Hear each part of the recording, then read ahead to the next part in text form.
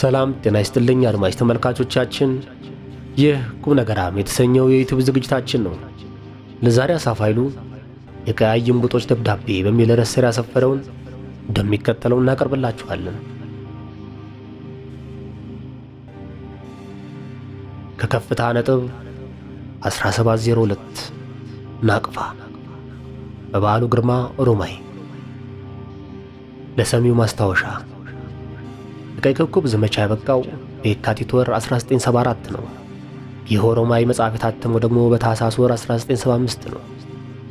ደራሲው ያየውን ለመጻፍና ለማሳተም 9 ወር ብቻ ነው የፈጀበት። ምን ታይቶት ይሆን ችኮላው? ቦታውን አስቀድሞ አውቆታል የሚሉ ብዙዎች ናቸው። እግዚአብሔር ይወቅ። መልካም ትረካ። ምን እንደምሸትና ምን እንደምመስል ካሁኑ ጠፍቶኛል።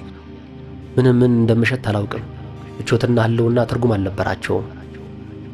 ሆኖ የሚታየኝ ነገር ቢኖር ከፍታ ነጥብ 1702 ብቻ ነበር እና እያንዳንዱ ሰው ወደ መጨረሻ ግቡ ወደ ተወሰነለት ጥሪ ይፈጥን ነበር። በፍጥነት ነበር የምንጓዘው። አንዴ ብቻ ነበር ለውሃ አይቆም ነው። የሞቀ ውሃ እየተስማማኝ ሄዷል። ወታደሩ በዚህ በረሃ ከቀዝቃዛው ይልቅ ትንሽ ሞቅ ያለ ውሃ ነው ጥም የሚቆርጠው ሲለኝ ይገርመኝ ነበር። ነገሩ እውነቱን አግኝቼዋለሁ። የቀይ እምቡጥ ጦር አባሎች ሰውነታቸውን እንዲያጸዱ ታዘዙ። ለ17ኛው ክፍለ ጦር አባሎች አስተናጋጅ በመሆን ምግብ፣ ውሃ ከማቅረብ ሌላ ልብሶቻቸውን ወስደው ያጥቡላቸው ነበር። ካሜራችን ተከተላቸው። ገላቸውን ሲታጠቡ አፋፍ ላይ ቆሜ እመለከታቸው ነበር። ራሳቸውን ለሞት የሚያጠምቁ መስለው ታዩ።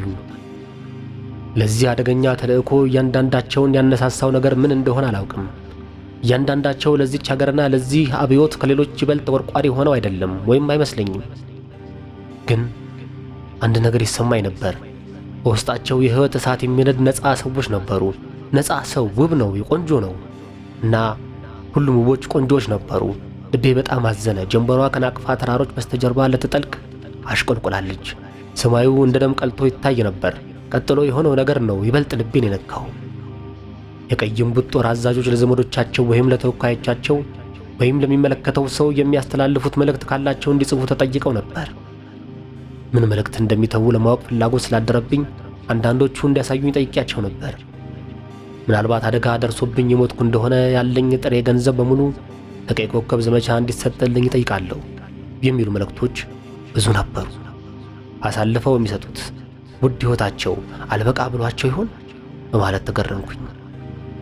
ለሚስት፣ ለልጅ፣ ለወንድም፣ ለእህት፣ ለአባት ወይም ለዘመድ የተጻፉ ደብዳቤዎች ጥቂት አልነበሩም። አንዳንዶቹ ስለ ጉዟቸው አሁን ስለሚጠብቃቸው ተልእኮ ነበር የጻፉት እና አብዛኞቹ ደብዳቤዎች ከዚህ በኋላ የሚሆነውን እጽፋለሁ፣ ለእኔ አታስቡ፣ ደህና ነኝ፣ ለምንድን ነው የማትጽፉልኝ?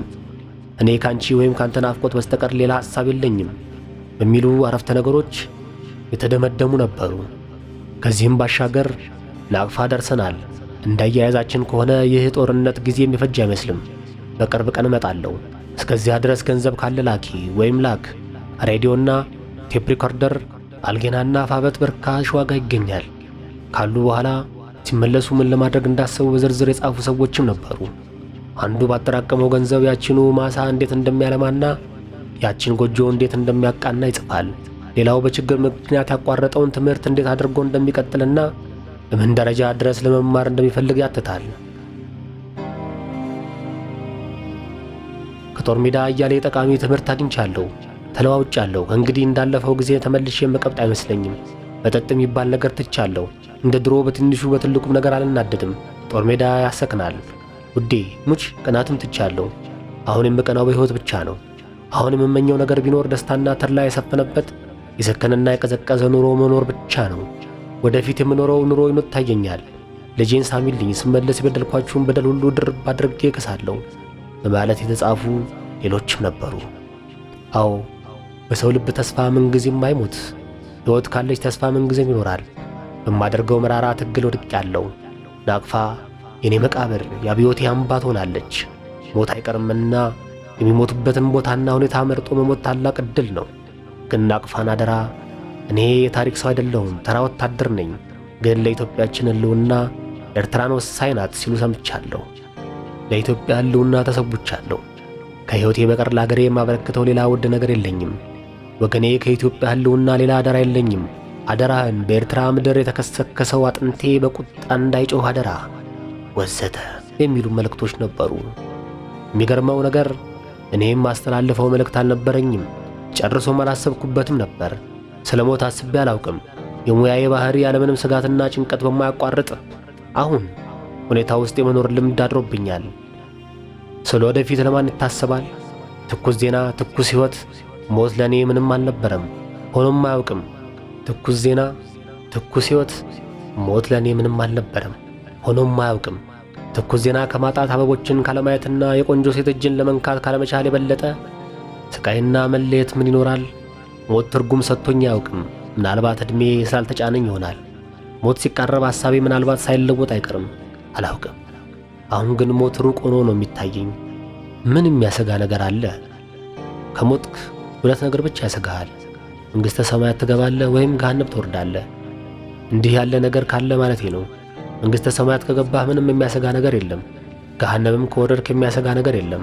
ከጓደኞች ጋር እጅ ለእጅ ስትጨባበጥ ለሰጋት ጊዜ አይኖርህማ የሚል ጥቅስ የት እንዳነበብኩ ቦታው ጠፋኝ። ከከፍታ ነጥብ 1702 ሌላ የሚያሰጋኝ ነገር አልነበረም። እሱም ቢሆን ምን ያሰጋል? ይያዛል ወይም አይያዝም። ይልቅ ጭንቀቴ ዜናውን እንዴት አድርጌ እንደማስተላለፍ ነበር። ጭንቀቴ ምንድን ነው? ዜናውን ቢሆን ይተላለፋል ወይም አይተላለፍም። ነገ ምን ትርጉም አለው? ሰው ለምን ይጨነቃል? አሁን ነገር አሁን ብቻ እኮ ነው። አሁን አለሁ፣ ደህና ነኝ፣ ተነፍሳለሁ፣ ውብ ኮከቦች እቆጥራለሁ። ይበቃል። አሁን አለህ ወይም የለህም። ጭንቀቱ ምንድን ነው? ሌሊት 2 ጊዜ ከእንቅልፍ ልቤ ቃዥቼ በመባነን ነቅቼ ነበር። ሁለቱንም ጊዜ ላባ አስምጦኝ ነበር።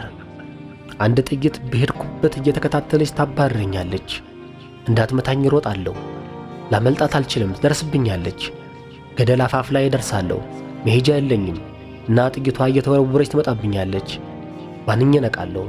በሁለተኛ ጊዜ ደግሞ ከፍታ ነጥብ 1702 ላይ የወጣን ይመስለኛል። ጠላት የለም። ተራራው እንደ ሰው ልብ ሲመታ ይሰማኛል። ቆይቶ የተራራው ትርታ አደንቋሪ ይሆናል። ልቤ አብሮ ይሸበራል። ነፍሴ ተጨንቃለች። ተራራው ተጠምዶ እንደቆየ ቦምብ ድንገት ይፈነዳል። ዓለም ይደበላለቃል። ምጽአት ይሆናል። ጠርብ ድንጋዮች ሰማዩን ያለብሱታል። እንደገና እያላበኝ ነቃለሁ።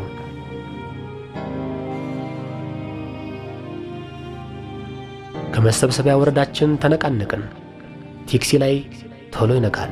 ሮራ ጸሊም ላይ የነጋት ፀሐይ በሙሉ ድምቀቷና ውበቷ ስትወጣ ማየት እጅግ ያስደንቃል። ተፈጥሮ ውብ የነጋት ትርኢት የምታሳይበት ቦታ ነው። ለመጀመሪያ ጊዜ ከፍታ ነጥብ 1702ን ከሩቅ አየሁ። የአካባቢው ትልቁ ተራራ ባይሆንም ከሌሎች ይልቅ ግርማ ሞገስ ተጎናጽፎ ታየኝ።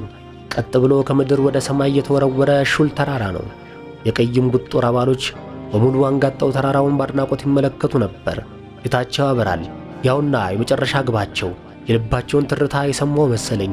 እንደ እውነቱ ከሆነ ግን የራሴን የልብ ትርታ ነበር የማዳምጠው። ኮሎኔል ታሪኩ ወደ እኔ ሲመጣ አየሁት። አረማመዱ ሁሉ ፈጣንና ቀልጣፋ ሆኗል። አዲስ ዩኒፎርም ለብሷል። ተርብ መስሏል። ዛሬ አምሮብሃል አልኩት።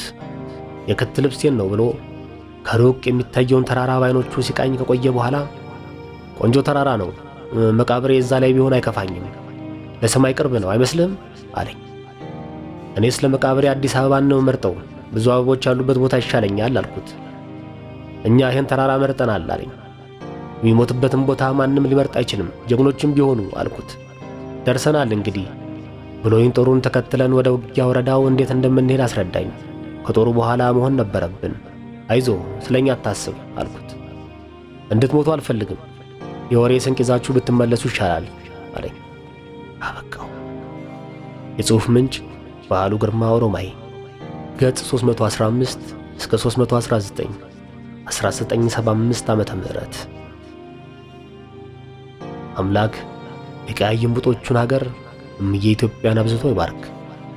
አሳፋይ